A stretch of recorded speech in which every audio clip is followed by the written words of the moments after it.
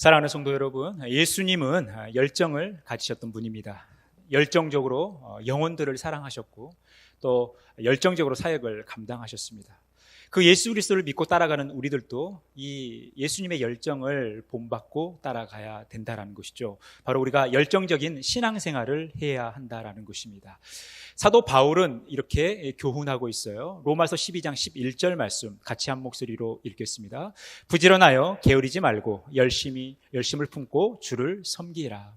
우리 그리스도인들은 성실해야 돼요. 부지런해서 게으르지 말고 늘 열심을 품고 주를 섬겨야 된다는 것입니다.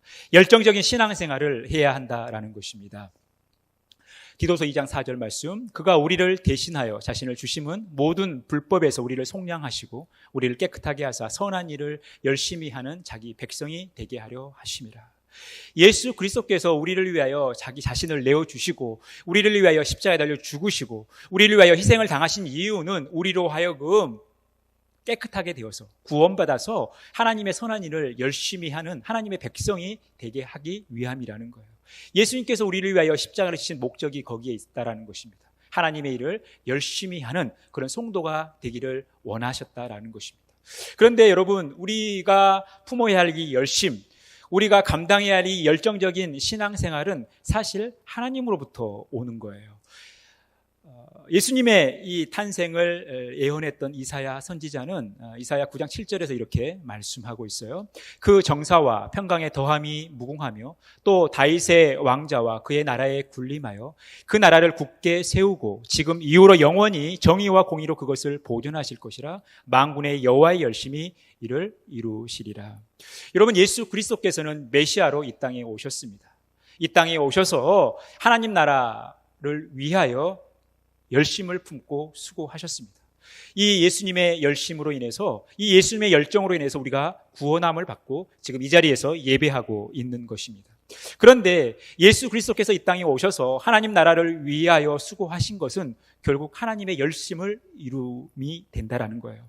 하나님께서 그 열심을 이루셨기 때문에 예수 그리스도께서 이 땅에 오셔서 열정을 가지고 사역을 감당하셨고 우리의 구원 사역을 이루었다라는 것입니다.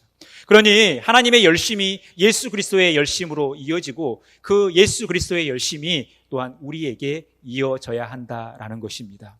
사랑하는 성도 여러분, 지금까지 예수님에 관한 영화들이 많이 등장했습니다. 많은 사람들이 이 예수에 관한 영화를 관람했고 또 선교지에는 이 예수님에 관한 영화들이 지금도 복음을 위하여 또 복음 증거를 위하여 상영되고 있습니다. 그런데 수많은 이 예수님에 관한 영화 중에 굉장히 큰 화제가 됐던 영화, 세계적으로 또 우리나라에서 특히 화제가 됐던 영화가 있어요. 그 영화가 어떤 영화냐면 2004년도에 우리나라에 개봉했던 바로 이 패션 오브 크라이스트라는 영화입니다. 이 영화는 세계적인 영화 감독이었던 멜 깁슨 감독이 이 영화를 만들었어요. 그런데 이 영화가 화제가 되었던 이유는 무엇이냐면 지금까지 나왔던 예수님에 관한 그 영화에 비해서 예수님의 이 고난의 장면을 굉장히 사실적이고 적나라하게 묘사했다라는 것입니다.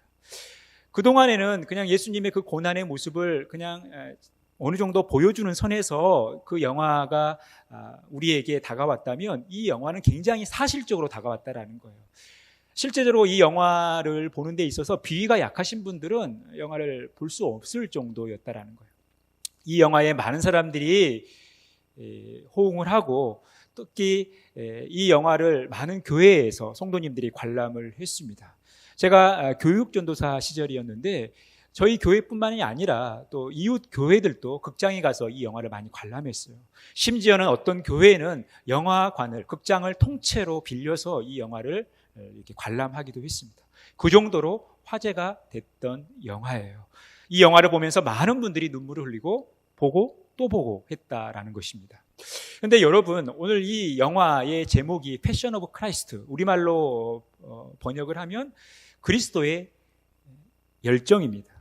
그런데 이 영화는 예수님의 전 생애를 묘사했다기보다는 이 예수님의 고난의 장면을 집중적으로 묘사했어요. 그래서 이 패션 오브 크라이스트라는 영화는 이 예수님의 고난에 초점을 맞춘 것입니다. 그런데 왜 이 패션 오브 크라이스트, 즉 예수님의 열정이라는 제목으로 우리가 다가가냐라는 거예요. 근데 사실 이 패션이라는 이 영어 단어는 라틴어 고난이라는 단어에서 왔어요. 이것이 불어를 거치고 영어에 와서 이 패션이라는 단어가 열정, 감정이라는 단어로 사용됩니다. 그러면 이게 패션 오브 크라이스트라는 이 영화가 예수님의 고난인가, 예수님의 열정인가, 이 해석의 논란이 있죠.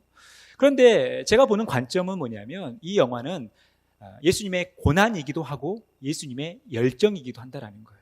이게 무슨 말이냐면 이 예수님의 열정이라는 것은 예수님의 고난 속에서 진면목을 드러냈다라는 것입니다. 예수님의 고난 속에서 예수님의 열정이 무엇이었는지, 고난을 대하는 예수님의 태도가 어떠했는지를 보여주고 있다라는 것입니다. 우리가 오늘 그런 관점에서 오늘 본문 말씀을 함께 묵상하면서 우리가 회복하고 능력으로 갖추어야 할 30번째 이야기를 함께 나누고자 합니다.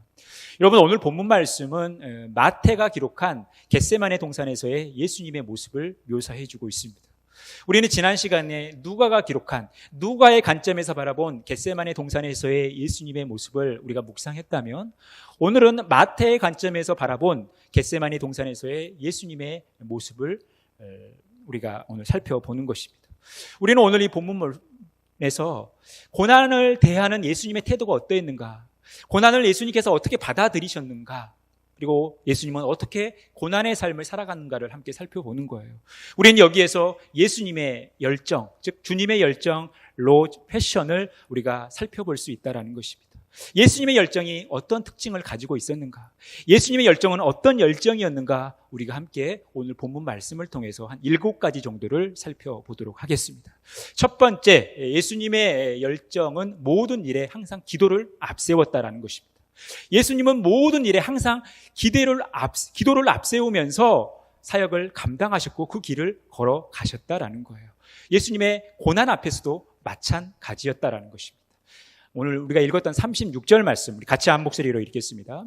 이에 예수께서 제자들과 함께 겟세마네라 하는 곳에 이르러 제자들에게 이르시되 내가 저기 가서 기도할 동안에 너희는 여기 앉아 있으라 하시고, 예수님께서 겟세마네 동산에 오신 목적이 어디에 있는지를 보여주고 있죠. 예수님이 겟세마네 동산에 오신 목적이 어디에 있습니까? 바로 기도하시기 위해서. 예수님은 고난을 앞두고 지금 먼저 기도하셨다라는 거예요. 39절 말씀 같이 읽겠습니다. 조금 나아가서 얼굴을 땅에 대시고 엎드려 기도하여 이르시되 내 아버지여, 만일 할만하시거든 이 잔을 내게서 지나가게 하옵소서. 그러나 나의 원대로 마시옵고 아버지의 원대로 하옵소서 하시고, 예수님은 지금 기도하시는 거예요. 예수님은 십자가를 지시기 전, 고난을 받으시기 전 기도하고 있다라는 것입니다. 예수님은 모든 일에 항상 기도를 앞세웠다라는 거예요. 예수님은 제자들을 선택하기 전에 밤새워 기도하시지 않았습니까? 예수님은 오병이어 혹은 칠병이어를 통해서 수많은 사람들을 먹이실 때도 먼저 기도하셨다라는 거예요. 예수님은 항상 기도를 앞세웠다라는 것입니다. 지난주에 살핀 것처럼 예수님은 늘 기도를 생활화하셨다라는 거예요. 습관을 따라 기도하셨다라는 것입니다. 이것이 이렇게 쌓인 예수님의 기도는 결정적인 순간에 능력이 된 거예요. 예수님이 고난을 받아야 할 이 상황 속에서, 예수님이 십자가를 지셔야 할 그 상황 속에서 능력으로 나타났다라는 것입니다. 여러분, 그만큼 우리가 기도를 우리의 삶의 우선순위로 세우는 것이 중요한 거예요. 예수님도 항상 기도를 앞세우셨다라는 거예요. 기도를 삶의 우선순위로 두셨다라는 것입니다. 여러분, 우리가 이렇게 기도의 삶을 살아가야 되는 거예요. 우리가 평소에 이렇게 기도를 많이 쌓아두셔야만 결정적인 순간에 기도의 능력이 나타난다라는 거예요. 날마다 모든 일에 기도를 앞세우는 삶을 우리 모두가 살아가야 한다라는 것입니다. 우리 야고보서 5장 13절 말씀 같이 한 목소리로 읽겠습니다. 너희 중에 고난당하는 자가 있느냐? 그는 기도할 것이요. 즐거워하는 자가 있느냐? 그는 찬송할지니라. 여러분, 우리의 삶은 크게 두 부류로 나누는 거예요. 하나는 고난당하는 삶, 하나는 즐거운 삶으로 나뉘어요. 이렇게 나뉘는 거예요. 우리가 고난당할 때 어떻게 하라는 거예요? 기도하라는 거예요. 즐거워할 때 어떻게 하라는 거예요? 찬송하라는 거예요. 이 말은 우리가 고난을 당할 때 또 즐거워할 때 다 항상 기도하라는 것입니다. 여러분, 이 찬송이라는 것이 곡조가 붙은 기도 아닙니까? 우리에게 고난이 있든, 우리에게 즐거운 일이 있든, 우리에게 좋은 일이 있든, 우리가 좋지 않은 일이 있든 항상 기도하는 삶을 살아가야 된다는 거예요. 항상 우리는 기도를 앞세우는 삶을 살아가야 된다는 것입니다. 이것이 열정이에요. 여러분, 우리의 모든 열정은 기도에서부터 시작되는 것입니다. 여러분, 기도하지 않고 아무것도 할 수 없는 거예요. 또 해서도 안 되는 거예요. 기도보다 앞서는 일이 우리에게는 없어야 된다는 것입니다. 이렇게 늘 기도를 앞세우며 기도를 생활화하며 기도를 우리의 삶의 우선순위로 살아가는 저와 여러분의 복된 삶이 되어지기를 간절히 바라겠습니다. 이것이 바로 주님의 열정, 우리가 회복해야 할 열정이라는 것입니다. 두 번째, 주님의 열정은 지체들의 연약함까지 수용하셨어요. 예수님의 열정, 주님의 열정은 지체들의 연약함까지 그 자체로 다 받아들이시는 열정이었다라는 것입니다.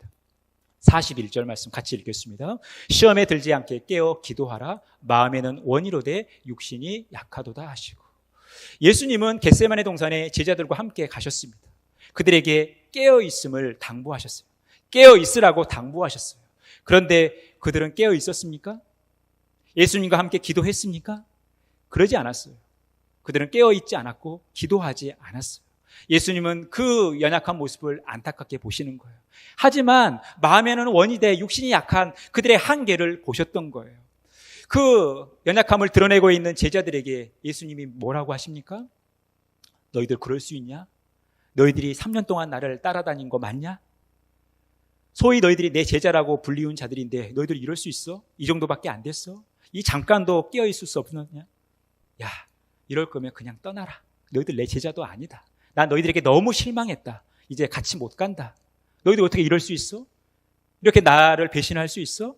이렇게 예수님은 말씀하지 않으셨다라는 거예요. 예수님은 그 제자들이 가지고 있는 그 연약함, 그들의 한계를 그대로 받아들이셨다라는 거예요. 그대로 수용하셨다라는 거예요. 그대로 품으셨다라는 거예요. 여러분, 이것이 주님의 열정이에요. 여러분, 주님의 열정은 그 스스로 나오는 뜨거움뿐만이 아니라 그 옆에 있는 지체들의 연약함까지 수용하는, 포용하는 그 따뜻함의 열정이었다라는 거예요. 여러분, 교회 안에는 굉장히 열정적인 분들이 많습니다. 열심히 예배하고 열정적으로 봉사하고 기도하고 섬기는 많은 분들이 있어요. 정말 열정적으로 신앙생활하는 거 둘째가라면 서러울 정도로 열정적으로 신앙생활을 하시는 분들이 있어요. 그런데 문제는 뭐냐면 그 열정적인 분들 곁에는 항상 연약한 분들이 있다라는 거예요. 그런데 그 열정적인 분들이 주변에 있는 지체들을 바라보면서 자기 기준에 못 미치니까, 자기 마음 같지 않으니까 이것을 함부로 판단하고 정죄하고 배척하는 모습들이 있다라는 거예요. 왜 그 정도밖에 못하냐고 책망하는 경우들이 있다라는 거예요. 판단하는 경우들이 있다라는 거예요. 그런데 우리 주님은 3년 동안 따라다녔던 그 제자들의 연약한 모습을 그 자체로 받아들이셨다라는 거예요. 수용하셨다라는 거예요. 그들을 품으셨다라는 것입니다. 여러분, 고린도전서 12장 21절에서 23절 말씀 우리 같이 한 목소리로 읽겠습니다. 눈이 손도로 내가 너를 쓸데없다 하거나 또한 머리가 발더러 내가 너를 쓸데없다 하지 못하리라.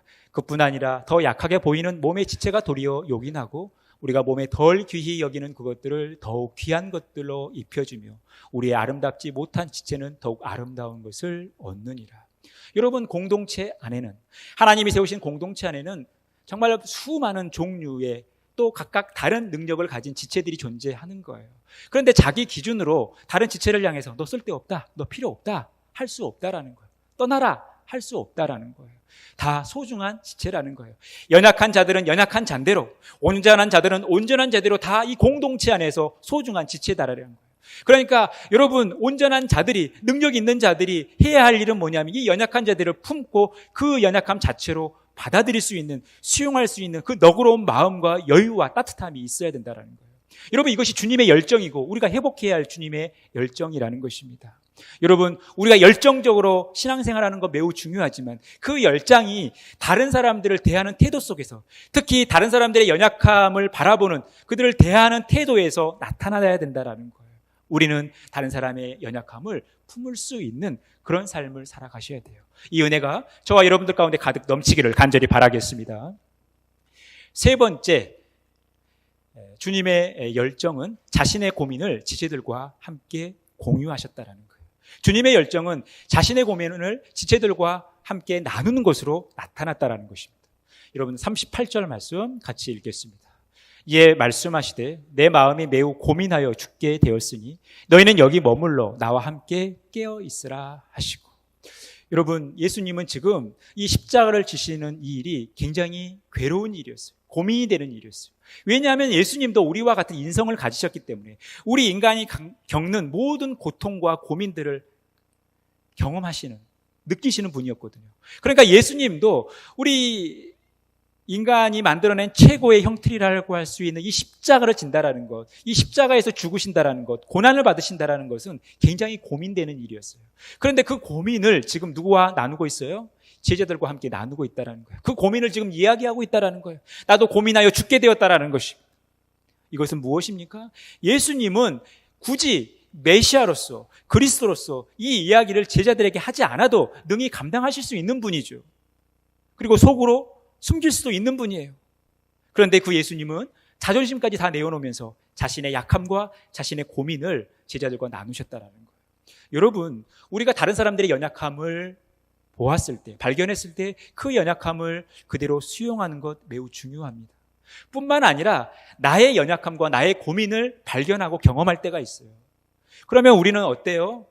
자존심 때문에 이걸 숨기려고 해요. 오픈하지 않으려고 해요. 다른 사람과 나누려고 하지 않는다라는 거예요. 그런데 그럴 필요가 없다라는 거예요. 우리 모두 다 누구에게나 고민과 아픔은, 고난은 찾아오게 되어 있다라는 것입니다. 이것을 우리가 부끄러워할 필요가 없다라는 거예요. 자존심 때문에 이걸 숨길 필요가 없다라는 거예요. 우리의 연약함 자체를 다른 사람들과 나눌 수 있는, 그런 공유할 수 있는 삶을 살아가야 된다는 거예요. 이것 또한 열정이라는 것입니다. 여러분, 예수님은 그렇게까지 하지 않으셔도 됐지만 제자들과 그 연약함을 나누신 거죠. 여러분, 우리도 그렇게 살아가는 거예요. 여러분, 가난이 부끄러운 게 아닙니다. 병듦이 부끄러운 게 아니에요. 우리의 자녀들이 잘 안 풀리는 거, 이거 부끄러운 게 아니에요. 여러분, 이것을 함께 나누면서 하나님을 향해 나가는 거예요. 우리 모두가 근심거리가 없고 걱정거리가 없고 좋지 않은 일들이 일어나지 않는다면 여러분, 하나님이 하실 일이 없잖아요. 하나님의 필요성을 못 느끼는 거예요. 여러분, 우리가 겪는 이 모든 일들이 부끄러운 게 아니라는 거예요. 함께 나눌 수 있는, 함께 기도하며 하나님께 가까이 나아갈 수 있는 좋은 통로가 될 수 있다는 것입니다. 여러분, 제가 목회를 하면서 가장 큰 보람이 바로 그거예요. 우리 성도님들이 조금은 숨기고 싶고 조금은 부끄럽고 창피한 일이지만 이것을 목회자와 함께 나누면서 함께 기도하면서 하나님께 나아가는 거예요. 여러분, 이것만큼 보람이 없습니다. 여러분, 저 역시도 마찬가지예요. 교육자들끼리 모였을 때, 또 동료, 친구, 목회자들을 만났을 때 고민들을 함께 나누고 함께 기도하는 거 아닙니까? 함께 기도 부탁을 하면서 하나님을 향하여 더 가까이 나아가는 거예요. 여러분, 로마서 12장 15절에서 16절 같이 한 목소리로 읽겠습니다. 즐거워하는 자들과 함께 즐거워하고 우는 자들과 함께 울라. 서로 마음을 같이 하며 높은 데 마음을 두지 말고 도리어 낮은 데 처하며 스스로 지혜 있는 채 하지 말라. 우리는 즐거워하는 자들과 함께 즐거워하고 우는 자들과 함께 울어야 된다는 거예요. 우리가 서로 마음을 같이 해야 된다는 거예요. 우리가 마음을 함께 나눠야 된다는 거예요. 여러분, 우리가 마음을 높은 데 둘 필요가 없어요. 나에게는 이런 고민이 있으면 안 돼. 이걸 다른 사람들이 알면 안 돼. 여러분, 우리가 고상한 척 할 필요가 없다는 것입니다. 우리의 마음을 높은 데 둘 필요가 없는 거예요. 낮은 곳에서 나도 약할 수 있는 존재라는 것, 나도 실수할 수 있는 존재라는 것, 나에게도 고민이 찾아올 수 있다는 것, 여러분, 이것을 다른 사람들과 나눌 수 있는 용기가 필요한 거예요. 여러분, 스스로 지혜 있는 채 할 필요 없습니다. 이것은 다른 사람들 몰래 내 스스로 내 혼자만의 힘으로 해결할 수 있어. 여러분, 그렇게 할 필요 없다라는 거예요. 우리가 마음을 높은 데 둘 필요도 없고 우리가 스스로 지혜 있는 척 할 필요도 없다라는 거예요. 약함 그대로, 다른 지체의 약함 그대로를 받아들이는 용기, 또 내가 약함과 고민이 있을 때 이것을 다른 사람들과 함께 나눌 수 있는 용기, 그 따뜻함이, 그 열정이 우리에게 필요하다라는 거예요. 이 열정을 가지고 살아가시기를 간절히 바라겠습니다. 우리가 이 주님의 열정을 회복하시기를 간절히 바라겠습니다. 네 번째, 주님의 열정, 바로 하나님과 일체감을 이루셨다는 거예요. 주님의 열정이라는 것은 하나님과 하나됨을 이루셨던 거죠. 하나님과 일체감을 이루셨다는 거예요. 여러분, 39절 말씀 같이 한 목소리로 읽겠습니다. 조금 나아가서 얼굴을 땅에 대시고 엎드려 기도하여 이르시되 내 아버지여, 만일 할만하시거든 이 잔을 내게서 지나가게 하옵소서.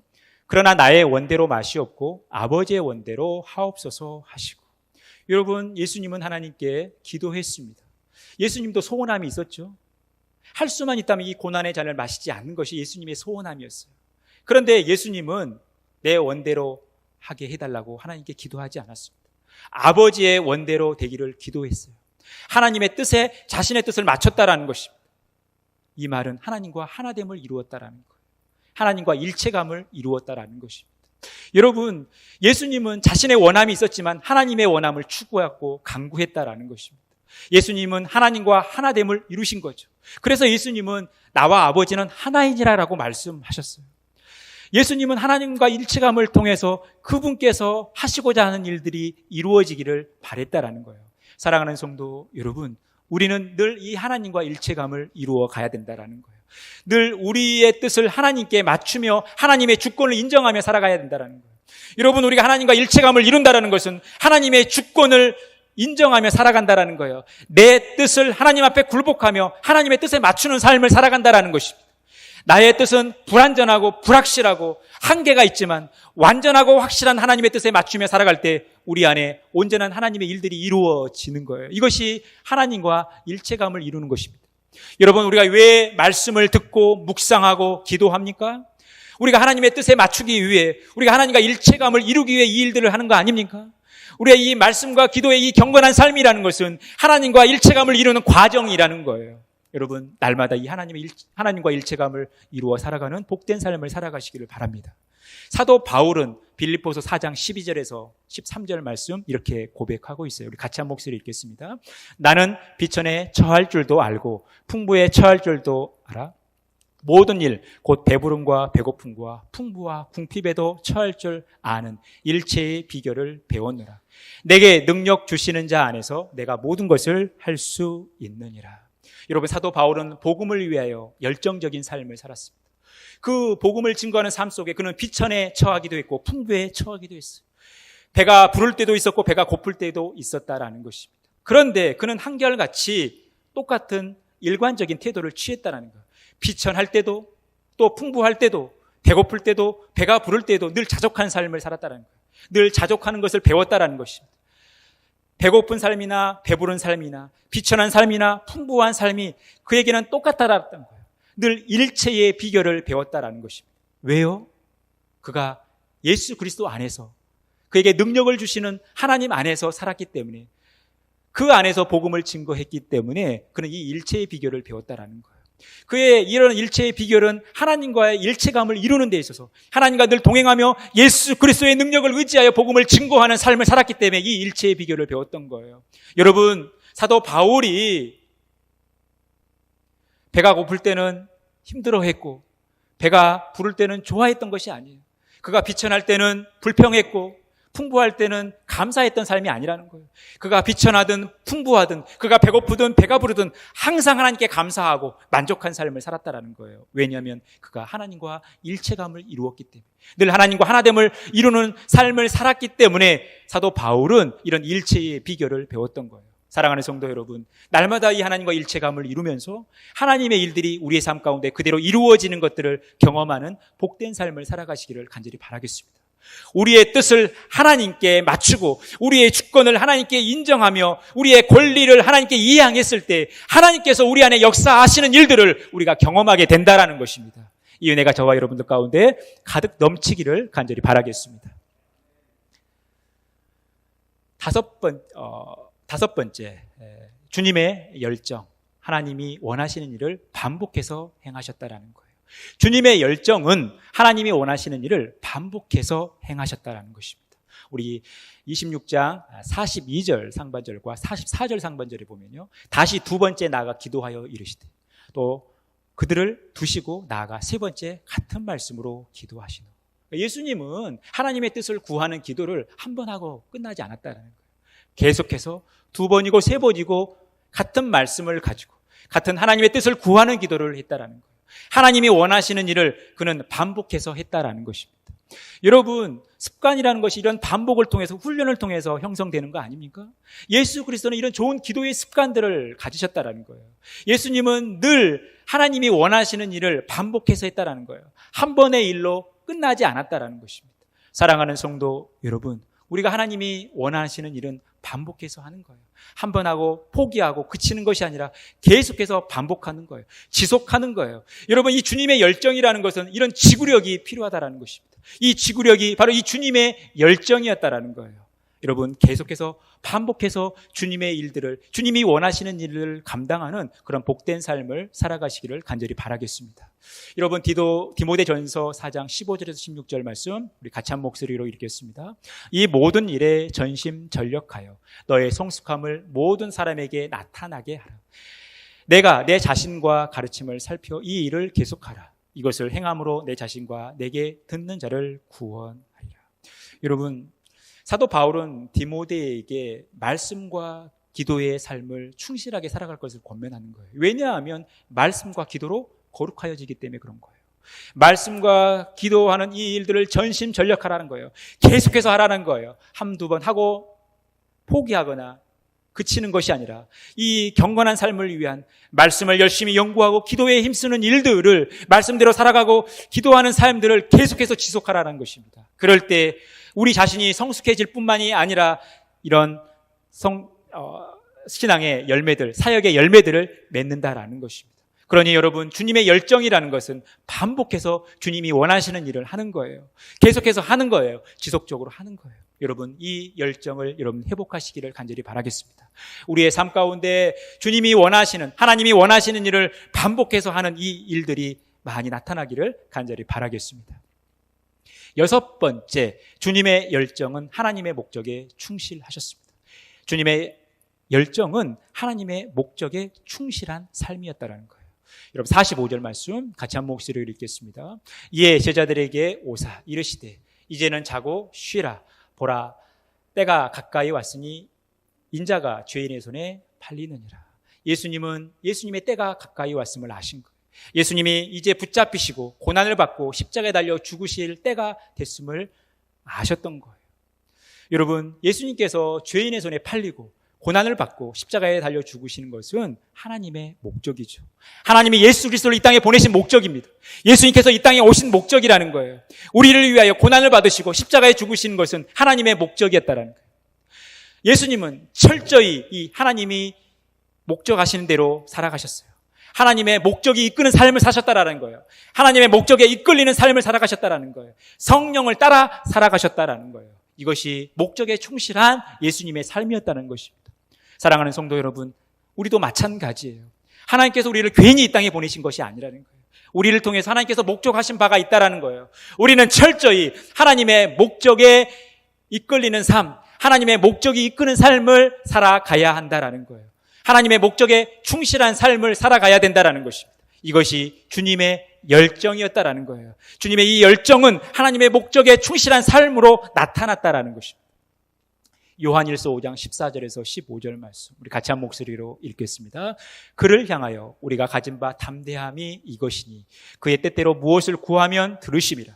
우리가 무엇이든지 구하는 바를 들으시는 줄을 안즉 우리가 그에게 구한 그것을 얻은 줄을 또한 아느니라. 그를 향한다라는 게 뭡니까? 하나님을 향하는 거예요.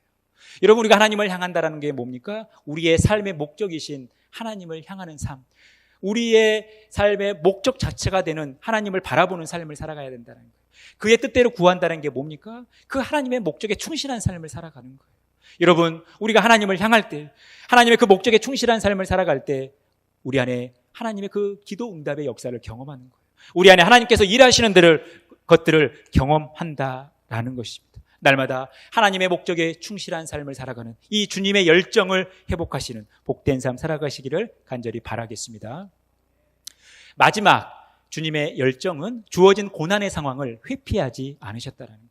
주님의 열정은 주어진 고난의 상황을 회피하지 않고 당당하게 직면하여 나가셨다는 거예요. 여러분, 46절 말씀 같이 한 목소리로 읽겠습니다. 일어나라, 함께 가자. 보라, 나를 파는 자가 가까이 왔느니라. 이제 예수님의 고난은 현실이 됐습니다. 이제 그를 팔 유다가 가까이 왔습니다. 그를 붙잡을 많은 사람들이 이제 예수님 앞에 왔어요. 참 두려운 상황 아닙니까? 고민되는 상황 아닙니까? 그런데 예수님은 그것을 회피하지 않았다는 거예요. 자신이 받아들여야 할 자신 앞에 주어진 그 고난의 상황을 회피하지 않고 당당하게 나가셨다는 거예요. 스스로 직면하셔서 그 고난 앞으로 나가셨다는 것입니다. 이것이 이 고난을 회피하지 않는 주님의 열정이었다는 거예요. 그 고난 앞에서 당당했던 예수님의 열정이었다는 거예요. 우리는 이 주님의 열정을 회복하셔야 된다는 거예요. 여러분, 고난을 누가 원합니까? 좋지 않은 일들을 경험하는 거 누가 바랍니까? 여러분, 모두가 다 회피하고 싶은 거 아닙니까? 할 수만 있다면 우리가 고난 없는 삶, 슬픈 일이 없는 삶을 살기를 소망하는 것이 바로 우리의 소망 아닙니까? 예수님도 마찬가지예요. 예수님도 십자가를 지시는 일이 사실 고민이 되었습니다. 하지만 그에게 그 고난이 다가왔을 때 예수님은 회피하지 않으셨다는 거예요. 당당하게 직면하여 나가셨다는 거예요. 여러분, 우리가 이 예수님의 열정, 주님의 열정을 회복하셔야 되는 것입니다. 베드로전서 4장 12절에서 13절 말씀 우리 같이 한 목소리로 읽겠습니다. 사랑하는 자들아, 너희를 연단하려고 오는 불시험을 이상한 일 당하는 것 같이 이상히 여기지 말고 오히려 너희가 그리스도의 고난에 참여하는 것으로 즐거워하라. 이는 그의 영광을 나타내실 때에 너희로 즐거워하고 기뻐하게 하려 함이라. 여러분, 우리가 연단하려고 오는 시험, 이게 뭡니까? 트라이얼, 시련이에요, 시련. 여러분, 이 시련이 우리에게 다가왔을 때, 고난이 우리에게 다가왔을 때 이걸 이상한 일 당하는 것처럼 이상하게 여기지 말라라는 거예요. 이것을 회피하지 말라라는 거예요. 여러분, 이것을 오히려 그리스도의 고난에 참여하는 것으로 즐거워하라는 것입니다. 왜냐하면 이 고난의 긴 터널, 이 시련의 긴 터널을 지나고 나면 하나님께서 예비하신 그 영광이 우리에게 다가온다라는 거예요. 여러분, 그러니 신앙이 성숙한 분들은요, 이 고난에 직면했을 때 이 고난을 즐깁니다. 왜냐하면 이 고난 끝에 하나님께서 예비하신 놀라운 복들이 있음을 기대하며 나가는 거거든요. 그러니까 때로는 이 고난이 즐겁기도 하고 설레이기도 하는 거예요. 지금 주님은 고난에 대한 이러한 태도, 이러한 열정을 가지셨다라는 거예요. 여러분, 우리 앞에 놓인 고난의 상황, 내가 참 받아들이기 힘든 상황들을 회피하지 않고 당당하게 나가실 수 있는 이 용기, 이 열정을 가지시기를 간절히 바라겠습니다. 사랑하는 성도 여러분, 우리는 주님의 열정을 가지셔야 돼요. 우리는 이 주님의 열정을 회복하셔야 돼요. 이 주님의 열정이 우리의 능력이 되어야 됩니다. 여러분, 주님의 열정은 무엇입니까? 모든 일에 항상 기도를 앞세웠습니다. 주님의 열정은 지체들의 연약함 그 자체로 수용하셨다라는 것입니다. 여러분, 예수님의 열정, 주님의 열정은 자신의 고민까지도 지체들과 함께 나누시고 공유하셨다라는 거예요. 주님의 열정은 하나님과 늘 일체감을 이루셨다라는 거예요. 여러분, 주님의 열정은 하나님이 원하시는 일을 반복적으로 행하셨다라는 거예요. 여러분, 주님의 열정은 하나님의 목적에 충실하셨다라는 거예요. 또 주님의 열정은 고난의 상황을 회피하지 않으셨다라는 거예요. 여러분, 우리가 이러한 삶을 살아가셔야 됩니다. 이 주님의 열정을 가지고 열정적인 신앙생활을 하셔야 된다는 거예요. 이 열정적인 마음을 가지고 여러분, 우리가 복음을 위하여 헌신해야 한다는 것입니다. 사랑하는 성도 여러분, 우리가 이 주님의 열정을 본받아 믿음으로 승리하며 우리 교회를 섬기는 일, 또 하나님 나라를 위하는 일, 여러분들이 믿음으로 바르게 서는 이 일에 힘써 행할 수 있는 저와 여러분의 복된 삶이 되어지기를, 주님의 열정을 가지고 날마다 열정적인 신앙생활, 믿음의 길 승리하는 삶 살아가기를 간절히 축원합니다.